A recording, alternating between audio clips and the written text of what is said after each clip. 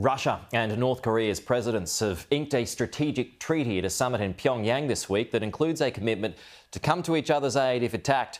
Let's go to the United States. It is our US analyst Michael Ware for his thoughts on this and others. Michael, good to see you. Yeah, so a trade of information, a trade of weapons if they're under attack. How dangerous could this be moving forward? Well, they're great questions, Peter, because they're the questions we don't know. We don't yet have the detail of the agreement that was announced in Pyongyang in North Korea. But it's certainly created concern all the way from Europe through to Asia down to Australia, because it could have very real-world implications. Now, President Putin of Russia described it as a breakthrough document. And the Supreme Leader of North Korea, Kim Jong-un, described it as the strongest ever treaty because it is a mutual defense pact. If one faces aggression, the other will come to their aid. Now, how we define all of that, we don't know. However, Western security agencies already believe that North Korea is assisting Putin's war in Ukraine by providing extra munitions and other kinds of support. The question is, under this deal, which also includes technology, we've used Moscow in the past to try and curb North Korea's nuclear weapons development program. Does this treaty mean that those gloves are off? The Koreans have the intercontinental ballistic missile to reach Australia, for example. They have nuclear warheads, but they haven't figured out how to attach and deliver them with impact.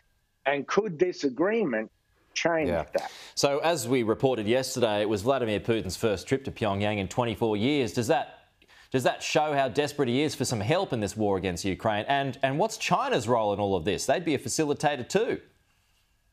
Well, China is North Korea's greatest backer. It's China that keeps North Korea alive. It's also China that, from time to time, hems them in. And let's not forget, Russia is leaning on China economically more than it ever has before.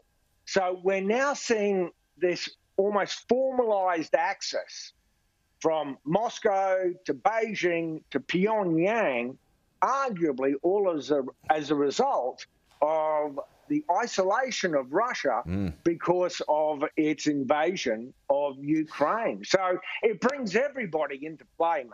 Yeah, sure does. Let's switch topics. This is a fascinating one. We just brought you the story, folks, of this Fox News poll. That's our colleagues over in the United States. That shows Joe Biden now leading Donald Trump nationally by 2%. So he's risen 2%. Trump's fallen 2%. I want to get your thoughts on that, Michael. I usually go by Real Clear Politics, and it's narrowed as well. It's got Trump half a percentage point in front. So it's a close one.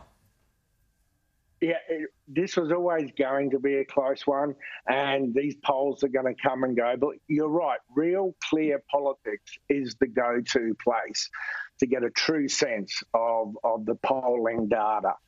Now, yes, President Biden nationally in this Fox News poll is 2% ahead of former President Trump. But remember, that's a national poll. Yeah. This election is going to be decided in 6 or 7 or 8 states. And there was good news and bad news for both sides in this poll. Obviously, President Trump has fallen overall and President Biden has overtaken him. But also for President Biden, it shows that people are now starting to approve far more of his handling of the economy. And for the highest peak since this term, or since his presidency, people are feeling more optimistic about the economy. It's still not a majority, but we're seeing some positive signs from President Trump on the economy front. However, we did also see substantial numbers of communities that traditionally support Democrats, which is the Black community, the Hispanic community, and the Asian community, saying that they support President Trump. So we can see that President Trump is making inroads into some traditional Democratic support base, but President Trump still struggles with young voters under 30. He's at least 9 percentage points behind President Biden. So if the young people show up and if seniors show up, if these people get off their couches, then that's when President Trump would be in trouble. All right, Michael Ware, good to see you as always. We will chat to you again soon.